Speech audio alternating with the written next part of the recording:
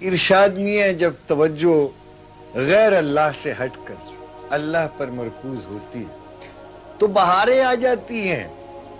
پھر انسان کو معلوم ہو جاتا ہے کہ اس کا مال منال، علم و دانش، کھیت تجارت، صنعت و حرفت، اس کے رنج و غم، سود و زیاں، جو کچھ بھی ہے وہ اللہ کے لیے.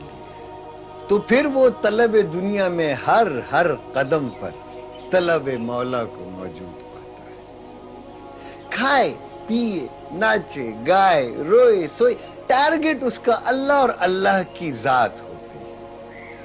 کچھ لوگ جب ناظم جمہور انسانی اور نگران حقوق انسانی اور آزادی اظہار لسانی کے نعرے مارنے لگتے ہیں تو مولا کی رضا اور مولا کی خوشنودی کا مقصد ہاتھ سے نکل جاتا ہے.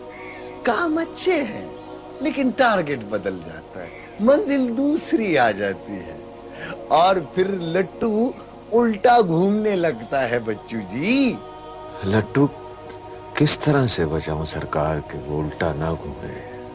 شام کو بستر جھاڑنے سے پہلے ٹوپی پگڑی اتارے بغیر دیوار سے لگ کر پوچھے، آج سب کام تیری مرضی کے ہوئے مولا، تیری خوشنودی کے؟ جواب مل جائے گا سرکار؟ پوچھے گا تو ضرور ملے گا، پر تو نے تو کبھی پوچھا ہی نہیں. اور تیری شہرک کے پاس ہی تو ہے اس کا تخت، فوراً جواب ملے گا. جس زبان میں پوچھے گا اسی میں جواب ملے گا.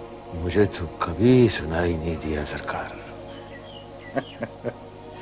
صبح صبح تو اخبار پڑھتا، پھر ٹیلی فون پر دوستوں کے ساتھ بحث کرتا ہے، پھر محفل میں حالات حاضرہ پر تبصرہ کرنے چلا جاتا، پھر ڈش انٹینا پر 12 مسالے دیکھتا ہے، شام کو ہیڈ فون لگا کر BBC، radio Germany, voice of America سنتا ہے. اور تجھے آواز کدھر سے آ جانی ہے بھائی؟ مجھے کبھی بھی آواز نہیں آئے گی سرکار.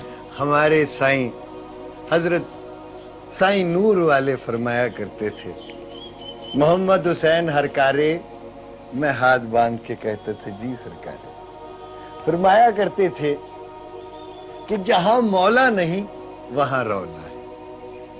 جو لوگ مولا سے دور ہوتے چلے جائیں گے رولا بڑھتا جائے گا، اور ایک دن یہی شور ان لوگوں کو ایسے پکڑے گا جیسے حضرت صالح کی قوم کو چیخ نے پکڑ لیا.